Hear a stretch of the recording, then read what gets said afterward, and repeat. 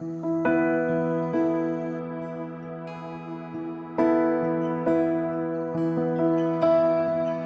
didn't start as a song. It started in surrender.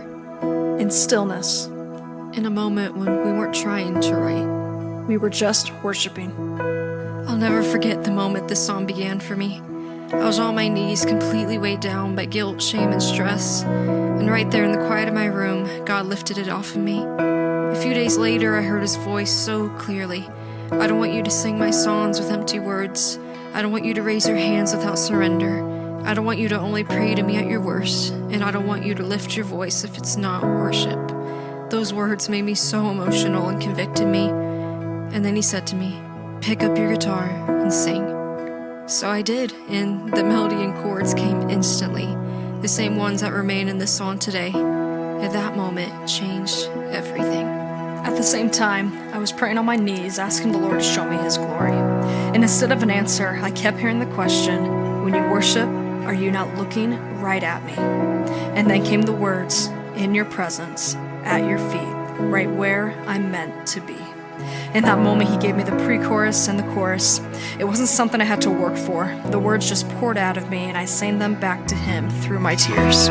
It was raw, emotional, and a moment of complete surrender. That moment changed everything. A year later, we shared our parts with each other, and we realized it wasn't two songs, it was one, written separately yet woven together perfectly by God. The first time we shared it was at our church. The response was overwhelming. People asking when they could hear it again, when they could play it in their cars. For a season, it felt like the song took on a life of its own. But over time, that season grew difficult. The song was questioned, reshaped, and pressed to become something different than what God had first given us. It was painful, and eventually we stepped away. For a while, the song was set aside, left waiting on a shelf. But then, months later in prayer, we both felt it again. God's unmistakable voice. It's time, not just to sing it, but to bring it back to life, to let his redemption write the next chapter of this song. Time to let it carry what it was always meant to carry. Not for applause, not for perfection, but for worship and for obedience. This song began in surrender.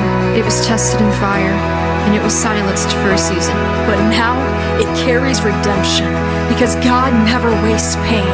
He restores, he redeems, and he brings new life. So this November, after years of waiting, after seasons of silence, we are releasing our first single. It's our testimony, our surrender, and our prayer is that it brings you to his presence, to his feet, right where you're meant to be.